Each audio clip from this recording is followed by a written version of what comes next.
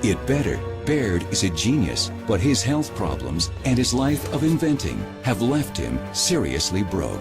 My father came across as being rather withdrawn and not quite with it. You would say something to him and he wouldn't necessarily respond to it because he would be thinking of something else.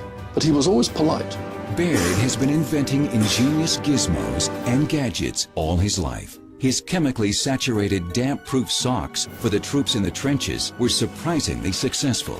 But his inflatable pneumatic shoes never made him a penny. By the time he hits Hastings, he's out of money. But Baird has an idea that just might let him invent his way out of his predicament. Here he was with £100 left, and he had to think of something, and that was television. What Baird is imagining is a huge technological leap. Transmitting sound over great distances by radio is still new.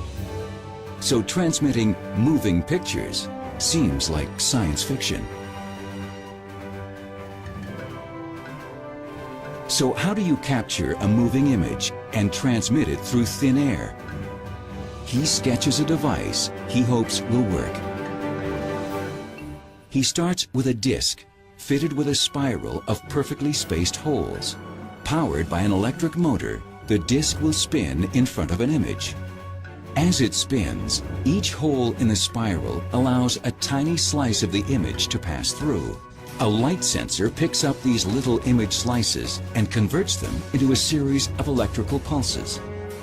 The pulses are transmitted by radio waves to a receiver that reads the signal of the pulses and reconstructs the original image on a second spinning disc.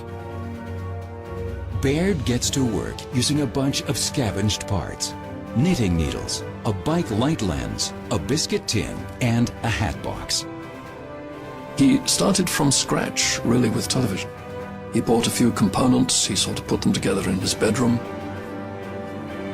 The hat box lid turns into his circular scanning disc with a spiral pattern of holes. He'll spin it on a knitting needle shaft. Piece by piece, he assembles it, using coffin wood from a local undertaker as a base.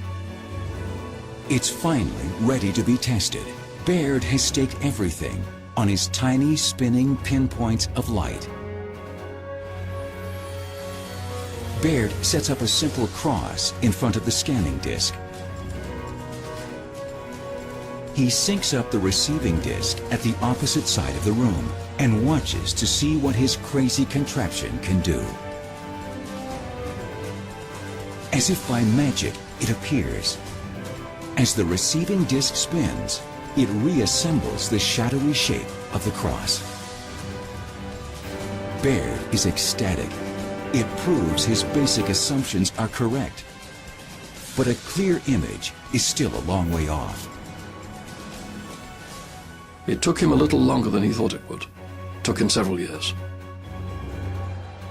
By 1924, Baird is now living in London, which gives him better access to equipment, but the smoggy air is disastrous for his health.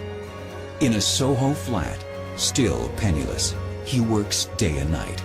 Slowly but surely, the blurry shapes get a little clearer. A bigger scanning disc, a more sensitive selenium light sensor to create better detail in the electrical pulses, and above all, a lot more light. But he still can't find the right combination to produce photographic gradients of gray. It's key. Without those tones, he can't create a recognizable human face. He was beginning to lose heart. This was in late 1925. And his backer, he had a backer at that point, was becoming very impatient and wanted out. It's October 1925.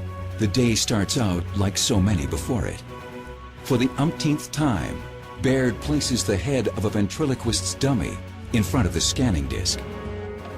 He floods the room with light as the scanning disc begins to spin. But this time, things will be different. Over in a separate screening room, there appears on the synchronized receiving disc, out of nowhere, the world's first ever detailed television image. He's finally got the magic combination. Baird knows at once it's a major breakthrough. He could hardly believe his eyes, and it came as quite a shock when it eventually came. Baird can't wait to do a test with a real human subject, the office boy from downstairs. 20-year-old William Tainton is terrified. He sits confused as Baird rushes back to the screening room. As the discs sync up, Baird instructs him to move his mouth. William, stick out your tongue! William Tainton, the first human face ever to be seen on TV. John Logie Baird and his miraculous new invention have arrived. This first recorded image from Baird's TV only has 30 lines of resolution, compared to over 500 on standard TVs today. But the features are recognizable in shades of gray. Baird takes his television public. The first tiny screens are a sensation. Within 4 years, the BBC transmits its first official TV broadcast using Baird's mechanical system. But in a very quiet way, I'm extremely proud of what my father did. Thanks to the relentless determination of John Logie Baird, the world now has television. The global village is born.